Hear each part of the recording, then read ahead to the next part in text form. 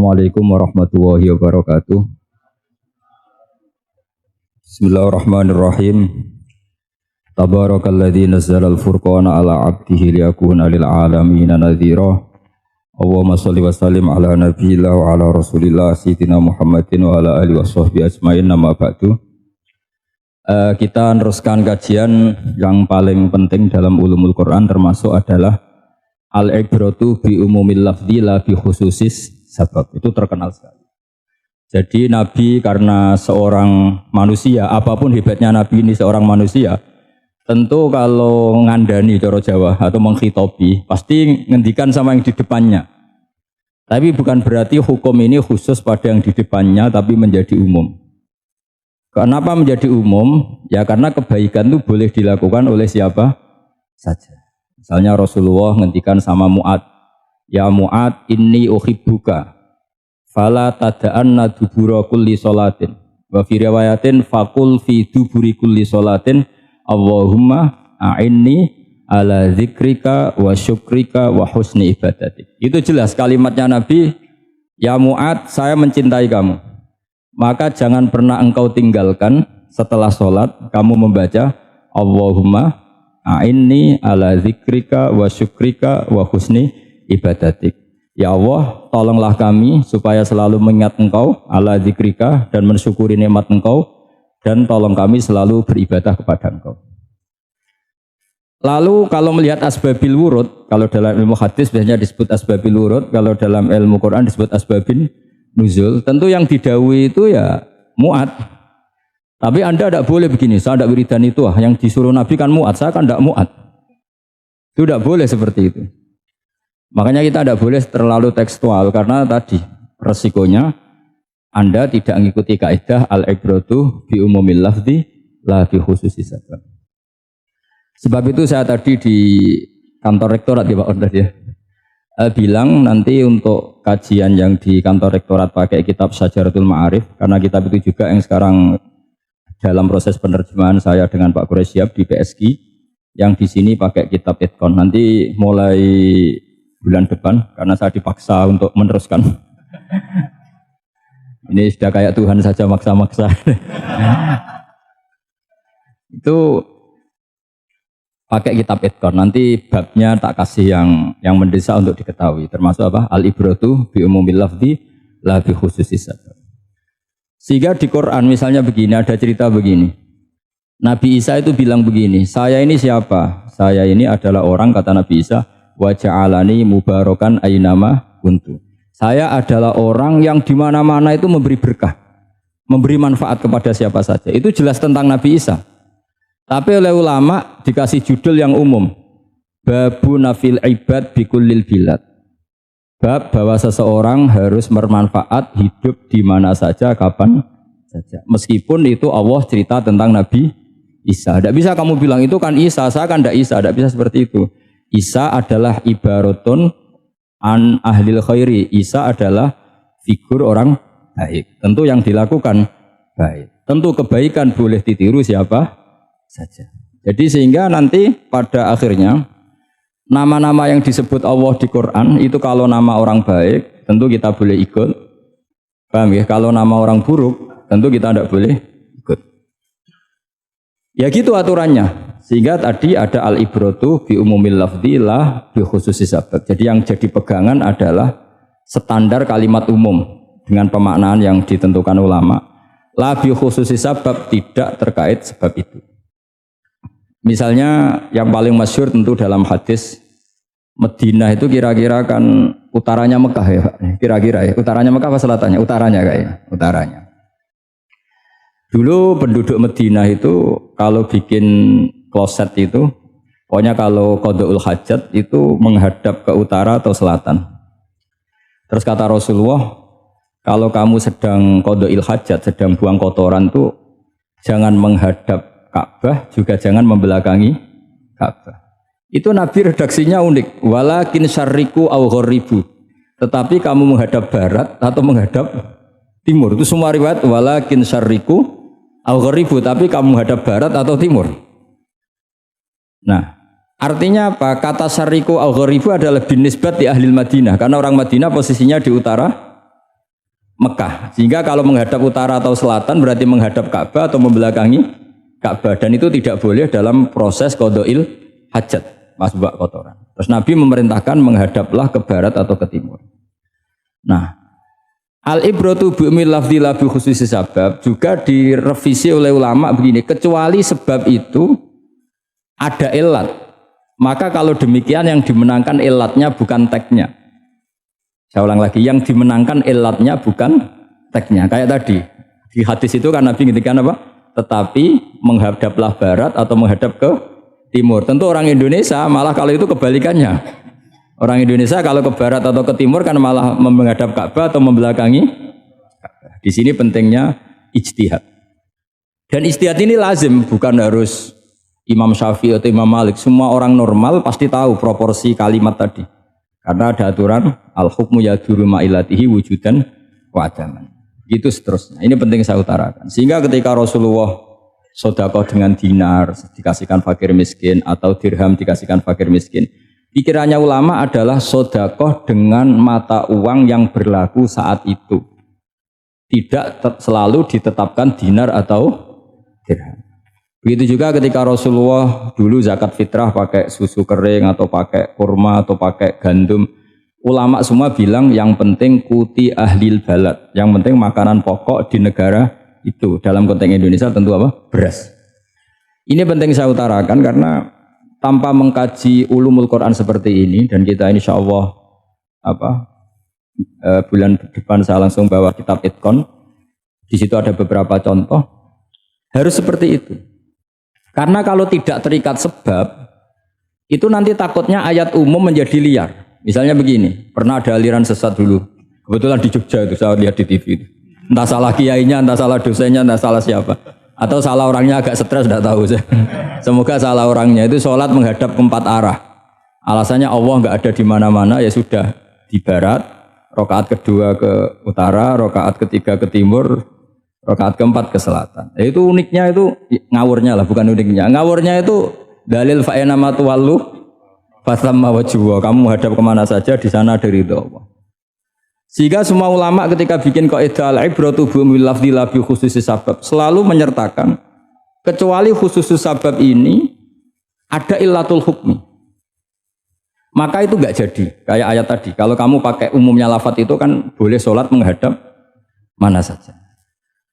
Nah makanya Imam Syafi'i ketika ditanya, lalu ayat ini proporsinya gimana? Kata beliau, fis safar, orang yang sedang di pesawat mau sholat, tentu masuknya fasamma wajwa. Jadi dalam kondisi bepergian yang kita ingin sholat, maka pakainya ayat seperti itu. Tapi kalau kondisi nomor, fawal liwajaka syatral masjidil haram. Jadi makanya ini penting ngaji ulumul Quran. Kita tidak bisa hanya megang terjemah atau megang apa, kemudian kita fatwa atas nama Quran dan hadis. Sehingga dulu syaratnya memang ketat, harus hafal Quran, hafal hadis, menguasai usul fikih, menguasai macam-macam. Karena tanpa itu memang tidak bisa. Sampai Ibnu Abbas ngendikan, kamu jangan pernah fatwa pakai Quran. Fa inna lahu wujuhan katsirah, karena Quran punya sisi yang banyak. Walakin hajuhum bisunnah. Kalau kamu adu hujjah, pakailah sunnah Rasulullah SAW, karena di situ penjelasan Quran. Misalnya tadi Rasulullah ketika kondisi normal pasti sholat menghadap Ka'bah. Jadi kalau bepergian nanti unta, kata riwayat-riwayat, ainama tawajjahat bihi rakhilatuh, kemana saja posisi unta menghadap. Ada ulama yang berpendapat itu khusus sholat sunat. Kalau sholat fardu dalam kondisi ada punya mobil harus berhenti. Ini madzhab Syafi'i. Jika misalnya saya, Pak Harsoyo, Pak On bawa kijang mobilnya sendiri, kalau sholat fardu jangan mentang-mentang pakai kendaraan terus menghadap sekenanya. Kalau mau ke Banyuwangi berarti menghadap ke timur, enggak. Itu yang boleh hanya sholat sunat. Kalau sholat fardu harus berhenti. Karena kijang ini dalam kendali Anda. Kecuali dalam surah yang kendaraannya tidak dalam kendali Anda. Misalnya kita naik pesawat. Jadi harus dibedakan. Jangan mentang-mentang Nabi sholat di unta kemana saja menghadap. Tapi konteksnya kan unta ini, cara berpikir unta ini dalam kendali Nabi. Tapi kalau pesawat kan tidak. Jelas ya? Jadi makanya ini pentingnya proporsional. Jadi kalau kita naik kijang misalnya mau ke Banyuwangi, kalau waktu duhur ingin sholat ya harus berhenti. Karena yang aina matawajjahat bihi rakhilatuh, kemana saja kendaraan membawa kita itu dalam konteks sholat apa? Sunnah. Jadi ini pentingnya ulama. Lah ini yang dikatakan al ulama warasatul anbiya. Karena sanad ini musalsal terurut sampai Rasulullah Shallallahu Alaihi Wasallam.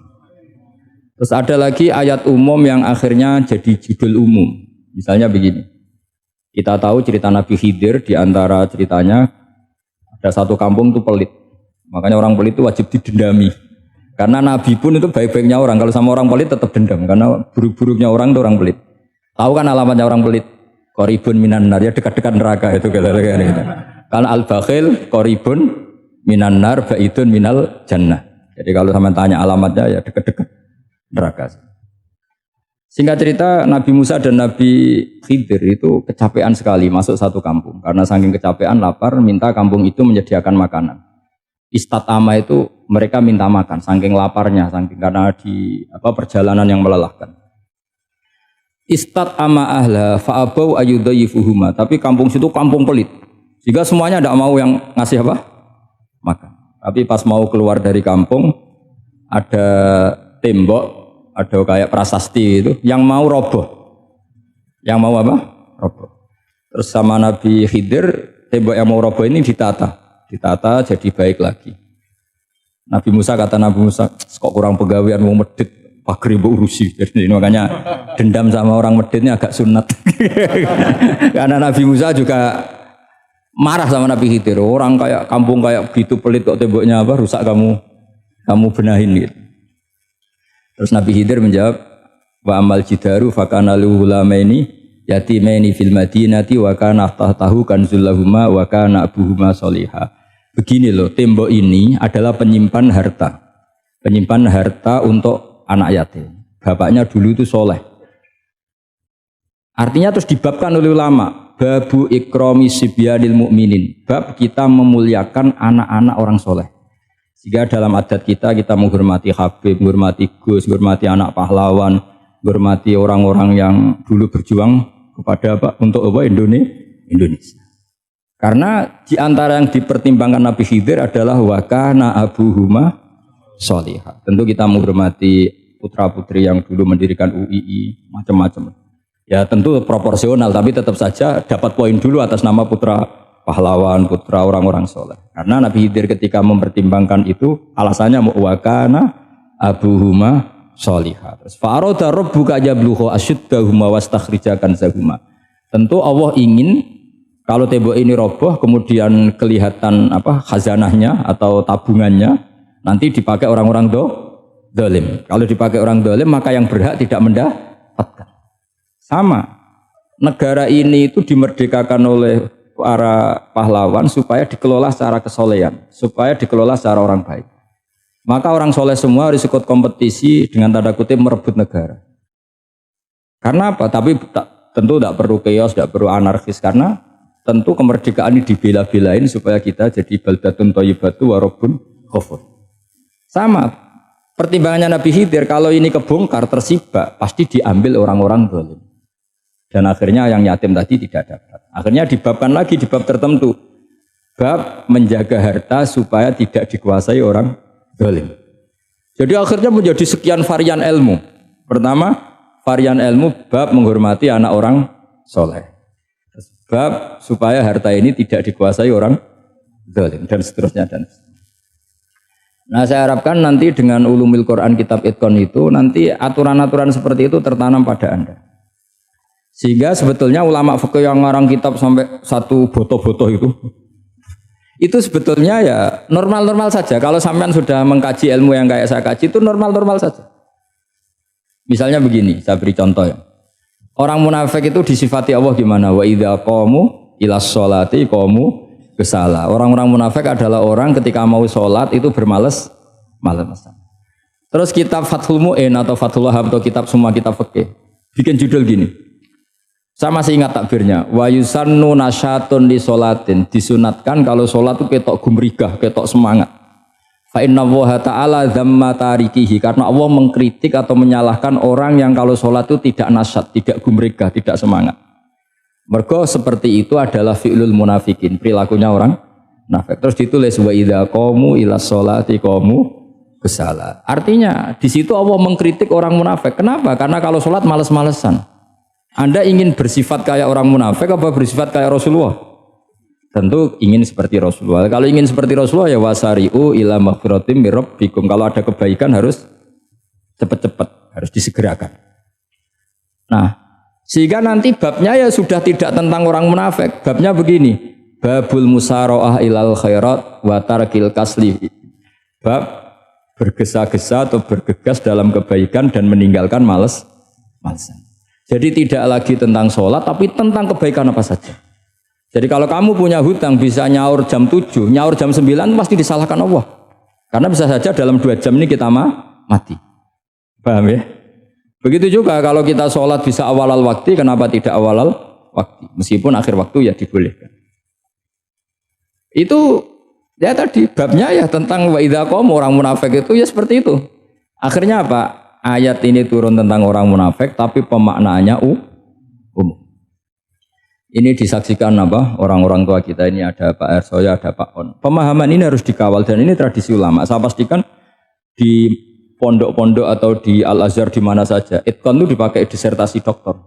Jadi kalau betul nanti kita mengkaji itu sudah doktor semua ini, doktor tafsir semua ini. Dadaan maksudnya. Memang itu mau tidak mau dan itu mudah sekali. Saya ulang lagi itu mudah sekali. Kenapa kata Imam Syafi'i fa innal uqula mutarratun ila qabril haqqi, karena akal itu dipaksa untuk menerima kebenaran. Ciri utama kebenaran kata Rasulullah matma'an nabi qalbuk. Jadi menerima itu pasti clear. Makanya disebut kebenaran itu ma'ruf, mudah dikenali. Sesuatu yang salah bahasa Arabnya itu mungkar, angkarohul aklu. Akal itu tidak nyaman. Makanya disebut apa? Munkar, sesuatu yang diingkari. Akal itu asing. Ya asing tuh misalnya, sepeda motor ini milik siapa? Milik Zaid. Ya sudah lah saya pakai, tidak usah pamit. Akal pasti, ini kok aneh, nggak milik orang kok nggak pamit. Akal pasti nggak terima. Makanya agama itu hanya menerima al-ma'ruf yang mudah dikenali dan menolak al-mungkar, sesuatu yang akal itu nggak terima. Jadi Imam Bukhari ketika ditanya, kenapa kamu salim itu bisa mensarai sanad-sanad Rasulullah? Kata beliau, kalau kamu akalnya normal itu ya gampang saja. Terus ditanya, contohkan. Beliau contohnya begini. Pernah syurrahul hadis, para pensarah hadis itu habis otaknya. Gara-gara Imam Bukhari bikin judul begini. Babu sihhati tolakil akhros. Ingat-ingat ya. Babu sihhati tolakil akhros. Bab sahnya tolaknya orang bisu. Orang bisu itu orang nggak bisa ngomong tuh kalau bahasa Jogja itu. Bisu ya? Bisu. Bisu itu cerita bab sah tolaknya orang akhros. Ternyata apa? Sekian riwayat yang dipakai itu begini. Ana wa kafilul yatim kahataini fil jannah. Nabi pernah ngintikan apa? Saya dan yang merawat anak yatim kahataini fil jannah. Wa asyara bi musabbihatihi wal wusta. Pokoknya Nabi ngintikan begini. Paham ya? Maksudnya apa? Betapa yang merawat anak yatim itu sangat dekat dengan apa? Dekat dengan Nabi di apa? Surga. Terus hadisnya berikutnya asyahru hakada pakai tangan 10, ahakada wa hakada wa hakada berarti 30. Asyahru hakada wa hakada wa hakada berarti berapa? 29. Terus berikutnya hadis Aisyah sholat lama, terus ditanya orang di tengah-tengah sholat, Aisyah kenapa sholat lama? Fa'asyarat nahwas sama. Kemudian Aisyah memberi isyarah nahwas sama. Ternyata saat itu gerhana apa? Matahari. Itu surahul hadis bingung semua. Ini cerita tolaknya orang bisusah kok ngelantur kemana-mana ini. Ternyata maksudnya Bukhari begini, maksudnya Imam Bukhari. Penjelasan yang namanya tolak itu kan sihot. Ya sihot, tahu sihot, akad lah kalau dalam bahasa Jogja mungkin. Kalau kamu nikah kan angkah tuka wazawasuka terus bilang apa qabil tu nikahaha wa taswiyah. Terus kalau kamu menceraikan istri kamu bilang kamu saya ceraikan. Yang dikatakan sihot itu adalah ekspresi atau implementasi dari sesuatu. Misalnya kamu ingin tolak, bilang saja tolak. Kalau kamu ingin muji orang, bilang saja begini. Pasti itu maknanya muji. Kalau ingin menyemooh, bilang begini. Nah, artinya gini, kalimat itu bisa diganti isyarah. Saya ulang lagi, kalimat itu bisa diganti. Buktinya Nabi mengisyaratkan sangat dekat, bilang begini. Paham ya? Aisyah bilang gerhana hanya bilang begini. Nah, kalau begitu orang yang bisu ya punya cara menceraikannya. Dia cukup melakukan isyarat Yang isyarat itu pasti difahami sebagai cerai. Artinya kalau orang memahami Quran hadis seperti itu, hal-hal yang mungkin nggak terlintas dalam pikiran Anda, ternyata itu jadi dalil. Artinya apa?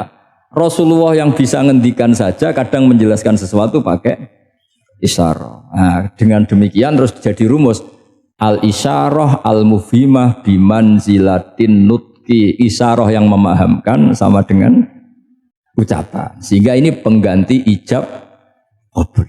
Nah, itu cara-cara memahami istihad, memahami Quran dan hadis. Caranya gimana? Kita harus belajar ulumul Quran. Ya, perangkat yang dipakai seluruh dunia termasuk kitab Itqan itu. Dan kitab Syajaratul Ma'arif itu yang saya kaji dan dikaji seluruh ulama di dunia. Karena saya tidak biasa ngaji tanpa kitab yang perlu kita kaji. Saya sendiri itu bisa seperti ini ya barokahnya kitab-kitab itu. Jadi nggak terlintas tapi ya tadi Rasulullah yang bisa ngendikan saja, sering iktifa, sering ngalap cukup dengan apa? Isyarah. Oh kalau gitu berarti al-isyarah bimanzilatin nutki. Isyarah itu sama dengan ijab dan qabul. Apalagi ini orang akhros, orang bisu yang nggak bisa ngomong. Lalu kalau tolak kayak apa, kalau nikah kayak apa?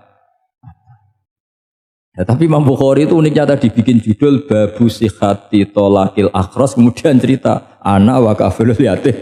Nah, itu kalau orang kan nggak sambung, ini sambungnya di mana? Kok malah cerita anak yatim?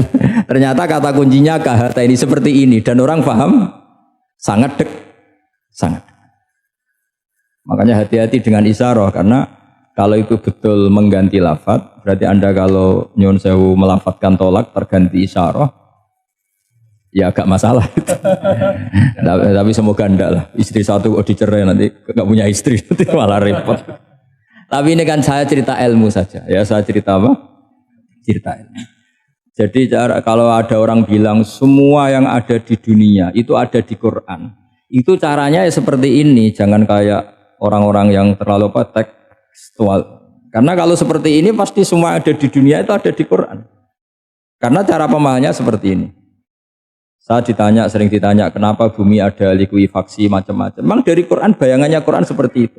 Amin tuman fis sama ayyakhsifa bikumul ardo fa idahiyya tamur. Memang dari awal Allah bikin bumi ini potensinya malah likuifaksi. Potensinya itu melumer. Tamur itu memang maknanya melumer. Dan ketika Allah nyifati bumi wal ardi dzatis sod, sodun maknanya pecah. Dan Allah tidak sekedar mengatakan pecah, dzatis sod, sifat dasar bumi itu mudah pecah.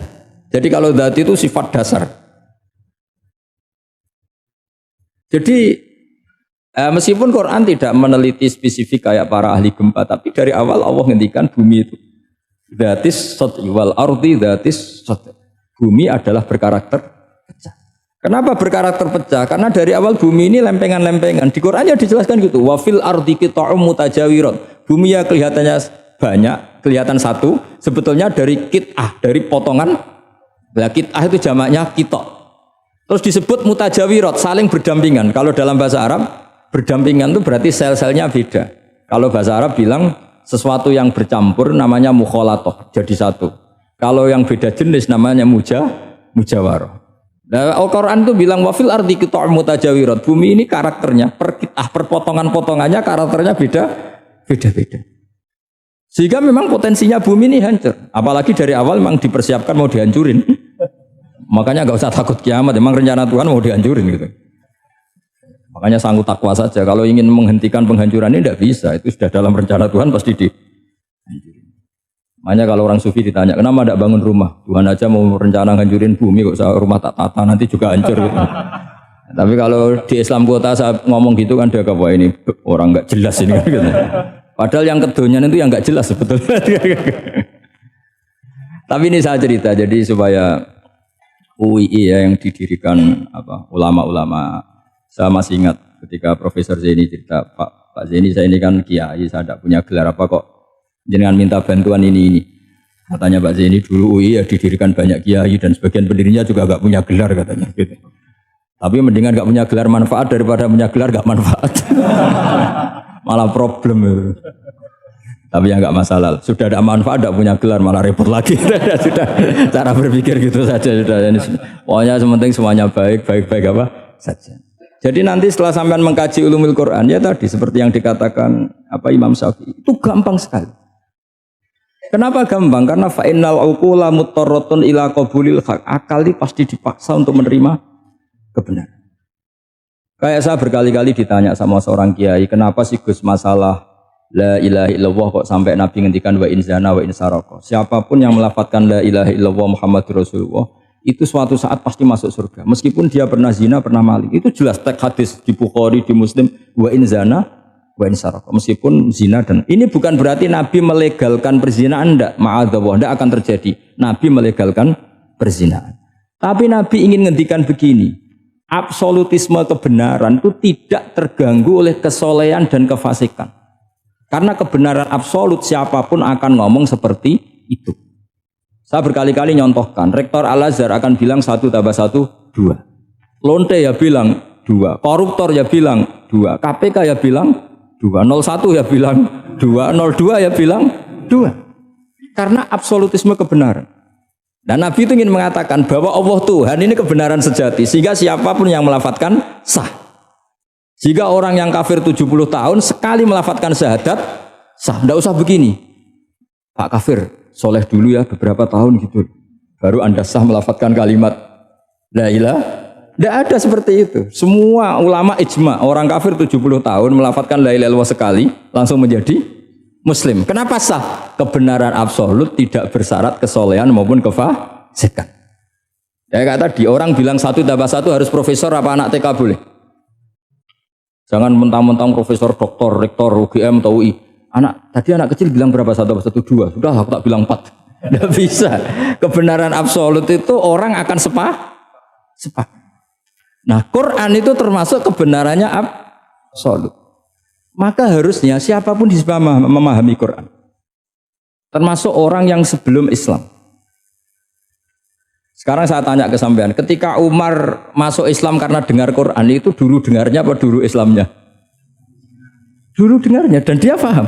Wa ma huwa min kalamil basar, ini tidak mungkin omongan manusia seindah ini. Karena mudah difahami Quran. Nah sekarang enggak, karena ada sistem akademik. Itu terus orang macam-macam urutannya itu. Jadi repot orang. Kalau kata tafsir At-Tabari lebih ekstrim lagi. Itla yuqalu masalan ifham bima la aqlalak. Jadi orang-orang kafir ini kan, orang-orang kafir Mekah ini kan Rasulullah jadi nabi ini kan semua orang masih kafir. Enggak ada mahasiswa UI, enggak ada orang NU, enggak ada orang Muhammadiyah. Semuanya orang kafir, semuanya masih kafir. Terus Nabi membawa Quran, maka khitab pertama itu bukan ya ayuhan nahdiyun, ya ayuhal muhammadiyun. Khitab pertama kul ya ayuhal kafirun, karena pendengarnya semuanya kafir. Dan itu mereka paham. Tapi nanti soal hidayat nomor 2, tapi mereka itu yang jelas paham. Sehingga banyak orang kafir yang menjadi muslim karena mendengar Al-Quran. Jadi ini penting diketahui karena kebenaran itu milik siapa saja dan akan mudah difahami. Kayak tadi, kalau 1 tambah 1 2 itu rektor ya bilang 2, anak TK ya bilang 2, musuh kamu ya bilang 2, kamu atas nama sentimen dengan musuh pun tetap bilang. Nah di sini kadang Nabi ngendikan mangqala la ilaha illallah dakhalal jannah wa in zana wa in saraka. Proporsinya seperti itu, bukan berarti Nabi melegalkan zina, bahwa kalimat ini kalimat yang kebenarannya absolut sehingga siapapun sah mengatakan itu, meyakini itu meskipun punya masa lalu seperti itu. Jadi jangan salah makna terus Nabi melegalkan, tidak sama sekali. Jadi saya mohon ini jadikan satu ilmu, bahwa ilmu adalah tetap apa? Sehingga ada ayat kulil ladzina kafaru iyantahu yughfar lahum ma qad salah. Katakan kepada orang-orang kafir sekali menghentikan kekafirannya yughfar lahum ma qad salah, maka kekafiran di masa lalu dianggap hilang dan dia hanya dengan status yang sekarang, yaitu seorang mukmin. Karena dia disahkan melafadzkan la ilaha illallah. Makanya pernah ada cerita, ini penting saya utarakan ke jenengan. Ada orang kumpul kebo, singkat cerita, kumpul kebo lelaki sama perempuan. Suatu saat Nabi dikasih tahu sama tetangganya, ya Rasulullah, orang yang biasa kumpul kebo itu sekarang sudah nikah. Jawabannya Nabi unik. Alhamdulillah, kira-kira gitu kalau bahasa Indonesia, qad kharaja min sifahin ila nikahin. Dia sudah keluar dari tradisi zina, sekarang dia sudah dengan kehormatan nikah. Artinya gini, kalau malam Senin dia belum nikah, kumpulnya akan masih kumpul kebo. bertahun-tahun gitu. Paginya dia nikah, malamnya sudah kumpul sunnah karena sudah nikah. Jadi tak sama seperti tadi. Kalau dia belum melafalkan kalimat tauhid, ya statusnya dia kafir. Sekali melakukan kalimat tauhid, ya statusnya dia muslim atau mukmin. Sama. Ketika hubungan intim tanpa nikah namanya sifah perzinaan. Sekali nikah ya namanya sunnah. Jadi semudah itu. Dan Nabi tidak tanya macam-macam. Mau ngendikan qad kharaja min sifahin ila nikahin. Sudah keluar dari tradisi sifah menuju nikah. Pertanyaannya gini, kenapa enggak disyaratkan ini itu untuk nikahnya? Misalnya macam-macam. Ya sebetulnya syarat itu pasti ada, cuma begini loh. Orang yang ingin menghentikan keburukannya harus kamu katakan sah sekarang juga. Karena kita mengesahkan penghentian keburukan. Jangan lalu orang yang mau tobat malah dipersulit. Jadi misalnya la ilallah, kamu belajar makhraj dulu, bila bilangnya lah benar. Belajar bahasa Arab dulu. Ya kacau.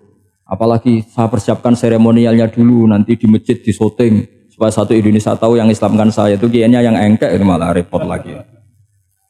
Ini penting saya utarakan supaya clear ya. Jadi saya ulang lagi, al-ibratu bi umumil lafzi la bi khusus sabab. Allah ya enggak apa-apa cerita Nabi Musa, cerita Nabi Isa, cerita misalnya begini, bolehkah orang soleh itu jadi raja? Jawabannya harus bilang boleh. Karena Allah pernah menfigurkan tokoh soleh yang bernama Sulaiman dan Daud. Dan beliau adalah raja. Ketika Imam Syafi'i ditanya, bolehkah orang Islam tidak kawin? Ya asal dia ada zina ya boleh. Karena Allah menyebut hamba yang soleh dan sebagian mereka tidak nikah. Yaitu Nabi Yahya dan Nabi Isa. Yaitu wasayyita wa hasura wa nabiyya minas sholihin. Jadi cara berpikir Imam Syafi'i gampang. Bagaimana hukumnya orang Islam yang enggak nikah padahal dia tapi asal gak zina loh ya. Ya jawabannya ya boleh. Karena Allah mensifati Nabi Yahya dan Isa dengan status hasur, tidak apa? Nikah. Bolehkah seorang soleh jadi raja? Ya boleh. Daud dan Sulaiman itu seorang soleh dan jadi raja. Bolehkah orang soleh itu fakir? Wah sudah banyak, gak usah dibolehkan sudah banyak. jadi gampang sekali Quran di depan ahlinya itu. Jadi kalau Imam Syafi'i ditanya, fa inna wa ta'ala dzakara abdan sholihan wa qala wa sayyida wa hasura wa nabiyyam minas sholihin. Ternyata ini orang yang ditanya, apakah boleh orang soleh itu jadi politikus, jadi pejabat? Ya boleh saja. Faqad ataina ala Ibrahim alkitab wal hikmata wa atainahum mulkan azim. Jadi ini yang boleh bukan sekedar Ibrahim. Padahal di ayat itu tentang ala Ibrahim. Cara berpikir ya tadi, ternyata kesalehan tidak mengganggu jabatan. Ya tentu ya maksudnya untuk kesalehan juga. Jika agama ini gampang. Makanya kalau ada yang tanya bagaimana perempuan punya aktivitas, ya jawabannya asal kebenaran ya boleh. Allah cerita Bilqis dan itu raja perempuan. Di hadis banyak kecakapan Aisyah memimpin, macam-macam. Jadi gampang saja. Nah, kenapa sekarang banyak orang berdebat tentang Quran dan nyuwun sewu sampai pada level gontok-gontokan ekstrim? Karena mereka nggak mau belajar ulumul Quran. Kegiatannya debat, tukaran. Yang bingung kita, yang waras ngalah lagi kira-kira gitu. Ini nggak pernah ngaji Quran, gegernya. Ya kacau. Ada ulumul Quran, itu yang namanya kitab Al-Itqan. Dan itu dibukukan oleh ulama. Dan gampang sekali. Pernah ya Sayyidina Umar ketika Futuhat, beliau sudah Futuhat itu mengalahkan musuh-musuh Islam yang memusuhi Islam. Perlu dicatat, musuh-musuh Islam yang memusuhi Islam. Karena kalau yang tidak memusuhi Islam nggak boleh dimusuhi juga. Ya. Singkat cerita ditanya, kenapa kita tidak tasakuran besar-besaran, kita kan sudah menang. Padahal disambut sedemikian rupa. Jawabnya Umar apa? Inna wa ta'ala qad ayyara qauman faqala adhabtum thayyibatikum fi hayatikumud dunya wastamta'tum biha. Allah itu mengkritik kelompok kaum yang dalam hidupnya itu foya-foya. Maka saya akan mengurangi foya-foya itu supaya saya menyisakan jatah foya-foya saya sampai di surga. Nanti orang kafir ketika dimasukkan neraka di antara taubahnya Allah. Taubah itu ya semacam kayak disalahkan gitu. Adhabtum thayyibatikum fi hayatikumud dunya, jatah-jatah kenikmatan kamu, salah kamu habiskan di dunia. Sehingga kita harus pernah pas enak-enaknya tidur, tahajud, wiling-wilingan, ngurangi jatah. Sayyidah Aisyah tuh cantik sekali, tapi sudah turu mujur di depan Nabi tetap sholat. Kalau sampai istrinya tidak cantik saja nggak pernah tahajud. Itu masalah besar. Itu Aisyah itu kenangannya Aisyah. Saya ini kurang cantiknya. Sampai Nabi kalau sholat digoda tidur di depannya masyhur. Wa ana mu'taridotun. Saya tidur malang di depan Nabi. Nabi kalau berdiri sikilnya aku tak dojorno. Kalau Nabi mau sujud tak ingkretno. Nabi terus saja tahajud. Dan saya yakin itu sunnah, tidak ada yang niru itu. Aisyah loh, bukan yang Saudah, Aisyah. Di semua riwayat itu, kalau Saudah kan mungkin, wah pantesan Saudah kan gitu. Ini Aisyah. Terus ada cerita lagi, betapa Rasulullah memang Nabi betul. Aisyah itu istrinya paling cantik. Kan yang nyanyi cantik itu hanya Aisyah, Zainab sama Sofia. Kira-kira rivalnya itu. Yang rivalnya itu, kira-kira. Yang sebagian ya cantik tapi enggak sekelas ini. Rasulullah itu malam-malam keluar. Terus pikiran Aisyah, pasti ke sebagian rival saya. Doroh itu maru kalau coba. Dibuntuti sama Aisyah. Nabi nggak tahu kalau dibuntuti Aisyah. Ini hadis riwayat doa masuk kuburan. Maka jadi hadis itu ya unik. Kalau nggak di tangan ulama itu jadi kacau. Babu doa li ahlil kubur. Bab mendoakan ahli kubur itu babnya itu tentang cemburu. Walhasil karena Nabi keluar, wah ini mesti nggak bener ini. Paling ke Sofia atau ke ya pokoknya Zainab, pokoknya yang cantik-cantik. Ditututi sama siapa Aisyah. Nabi nggak tahu kalau itu. Ternyata Nabi itu kebagi terus assalamualaikum daraqaumin mukminin wa inna insyaallah bikum lahikun. Jadi barokahnya cemburu, hadis itu ada rawinya. Oh, ternyata ke kuburan tuh. Itu sampai pulang jadi hadis itu diriwayatkan Aisyah. Ghirtu itu cemburu, saya ini cemburu sama Nabi, malam-malam keluar tak tututi jubli moro kuburan. Lah, sahabatnya tanya muridnya Aisyah, lalu baca apa? Assalamualaikum daraqaumin mukminin wa inna insyaallah bikum lahikun. Kalau sampean kan enggak dibuntuti tok bar tenan. Mesti barbaran. Jadi ini penting saya utarakan. Jadi coba ulumul Quran dikaji secara baik. Insya Allah nanti maknani Quran itu mudah. Karena memang sesuatu itu harus ada ilmunya. Ya sesuatu itu harus ada. Banyak ulama itu nangis karena mudah memahami rahmat Allah. Abu Yazid Al-Bustami itu jadi wali bukan karena banyak wiridannya, enggak. Dia setiap makan itu memuji begini, ya Allah, engkau itu enggak butuh saya, tapi kenapa ngasih makan saya? Kalau majikan ngasih makan karyawannya kan supaya mau kerja. Semua kebaikan manusia itu pasti ada imbalannya. Tapi engkau itu enggak butuh apa-apa, kenapa ngasih nikmat kepada manusia padahal engkau tidak butuh? Itu kan aneh betul. Kalau apapun ikhlasnya orang, kalau ngasih itu kan ada maunya. Meskipun sudah bilang ikhlas. Oh sudah, tapi kalau Allah itu tidak butuh. Misalnya ada orang nyumbang masjid ikhlas, tetap di hatinya, benak Jumatan Park, orang yang dinti, tetap ada kepentingannya. Tapi kalau Allah enggak. Sehingga cara mensifati Allah itu luar biasa. Makanya orang jadi wali itu diantara kata Rasulullah, Inna woha la yardo anil abdi idha akalal aklah fayahmaduhu alaiha au yashrba syarbah fayahmaduhu alaiha. Allah itu sangat ridho. Orang jadi wali itu kan diridani Allah. Allah itu sangat ridho kalau seseorang makan kemudian dia muji Allah. Coba apa hebatnya Donald Trump kalau gak makan ya lemes mati. Apa hebatnya presiden seluruh dunia kalau gak makan ya lemes mati. Orang yang katanya paling top di dunia itu nak gak makan kangkung nyatanya ya lemes. Hebatnya di mana coba? Yang kita puji-puji hebat, ternyata kalau nggak makan itu lemes.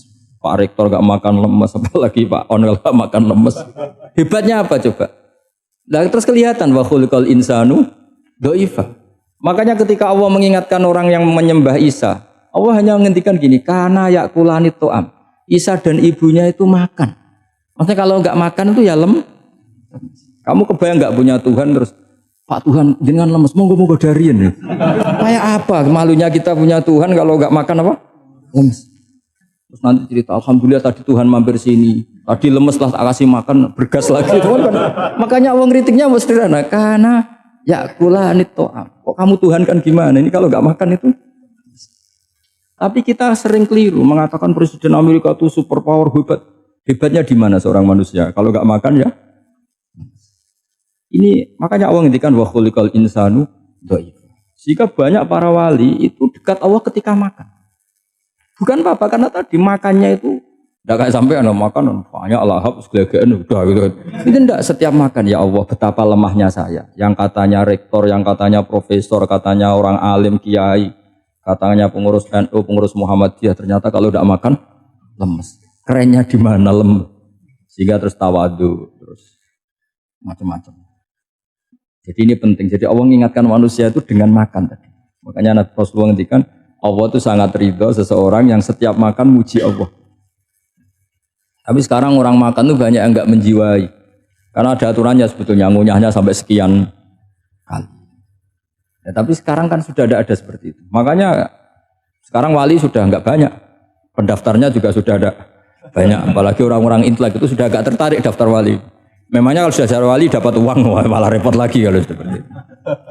Tapi ini saya cerita orisinilnya ilmu Quran. Ketika Allah mengkritik Isa itu hanya, ketika dituhankan maksudnya, itu hanya dengan kalimat kana yakulan itu Isa dan ibunya sama-sama makan. Dan ketika Allah memuja Rasulullah SAW dan para nabi, itu pujaannya itu aneh. Wa ma arsalna qablaka minal mursalin illa innahum la yakuluna ta'ama wa yamshuna fil aswaq. Saya tidak pernah menugaskan para rasul kecuali mereka itu ya makan dan jalan-jalan di pasar. Saya sampai sekarang hampir tiap minggu itu jalan-jalan ke pasar sama anak. Meskipun saya di Rembang Teluk Gede itu tetap biasa jalan-jalan ke pasar. Karena apa? Kata Rasulullah Muhammad, Isa itu sampai dituhankan itu gara-gara jarang makan. Terus orang memitoskan macam-macam. Rasulullah itu kalau makan itu di depan umum, sering di luar rumah. Supaya kelihatan kalau beliau itu manusia. Jadi makannya Nabi adalah nafyun li uluhiyati. Perlu dicatat Nabi Muhammad jadi Nabi setelah dengan tanda kutip tragedi Isa dituhankan. Karena Rasulullah jadi Nabi setelah tragedi Isa dituhankan, maka sisi manusianya itu diperlihatkan. Sampai kalau makan tuh di depan umum.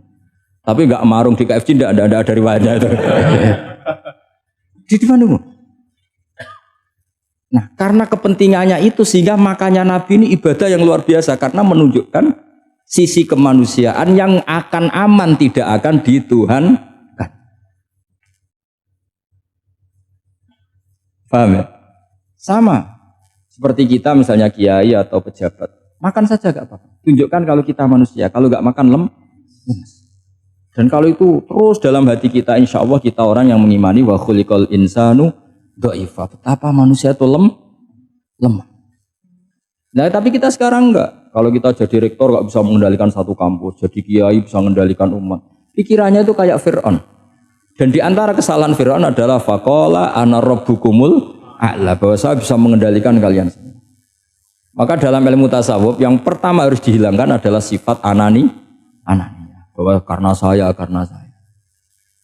Tapi kalau orang mau jadi wali atau orang dekat Allah, kenapa saya sering menyebut kata wali? Sebenarnya khazanah wali itu ada di Quran, ala inna awliya Allahi la khaufun alaihim wa lahum yahzanun. Cuma orang kota senangnya bakas intelektual. Wong desa senani bakas wali. Akhirnya banyak orang yang enggak wali modus pura-pura wali terus nipu orang. Jadi sama-sama ada korban. Yang intelektual juga sama. Seakan-akan lebih intelek dibanding wali ini. Makanya saya supaya bahasa intelektual ya ada di Quran, maksudnya terjemahannya ada, bahasa wali juga apa? Dan kadang orang jadi wali itu melakukan hal-hal yang kecil. Itu merasa doif saat apa? Makan. Merasa doif saat makan. Karena tadi paling mudah menafikan ketuhanan seseorang adalah nyatanya kalau nggak makan lemes. Paling mudah mendoifkan manusia yang katanya presiden superpower pun kalau nggak makan lemes. Apa artinya kehebatan manusia yang sehatnya bergantung nasi satu mangkok? Kerennya di mana coba? Presiden kondang bisa pengaruh seluruh dunia. Jajalnya gak mangan sedino. Lemes. Berarti hadar rojul lelaki ini bergantung satu mangkok nasi. Hebatnya di mana juga? Makanya ada seorang raja angkuh datang ke seorang ulama. Saya raja bisa mengendalikan dunia. Kata ulama, tanya gini. Andaikan kamu tidak bisa minum, kemudian harus bisa minum kalau orang menukarkan kerajaan kamu. Kamu boleh minum asal kamu tidak jadi raja. Apa kamu kasihkan kerajaan kamu ketika kamu harus minum dengan cara seperti itu? Misalnya di tengah belantara, kalau di Arab kan sering ada apa? Sahara itu ada padang pasir. Terus kata raja itu, ya saya milih minum. Kalau saya tidak minum mati. Mendingan tidak punya kerajaan. La tafrah bimulkin la yusawi kak samain. Kamu jangan bangga dengan kerajaan yang nilainya tidak ada dengan segelas. Baru dia sadar ternyata. Jadi kamu jangan bangga dengan satu kerajaan yang bahkan akan kamu tukarkan dengan segelas. Artinya pertanyaannya gini, kerajaan yang kamu bisa mimpin ini ditumpang air apa ditopang keangkuhan Anda? Sebenarnya hanya ditopang air. Karena sekali Anda tidak minum, tidak bisa jadi raja, terus lemes, diobatno. Sama presiden juga gitu. Kalau nggak makan, nggak minum, terus sakit, stroke, nggak bisa jadi presiden. Artinya ternyata betapa manusia ini bergantung dengan sesuatu yang remeh, yaitu makan, minum, makan, minum. Nah di sini ini kenapa Quran menyebut para nabi itu apa? Illa innahum la ya'kuluna ta'ama wa yamsuna fil aswaq. Kalau kamu tidak memahami seperti ini kan terus kayak Quran kok ngomong hanya gini kok, kayaknya kelasnya kok nggak intelek gitu. Cara pandang nggak seperti itu, paham ya? Jadi supaya lebih memahami Quran dan kamu akan lebih tasdik kepada Quran sebagai kalamullah yang pegangan kita semua. Saya kira demikian. Assalamualaikum warahmatullahi wabarakatuh.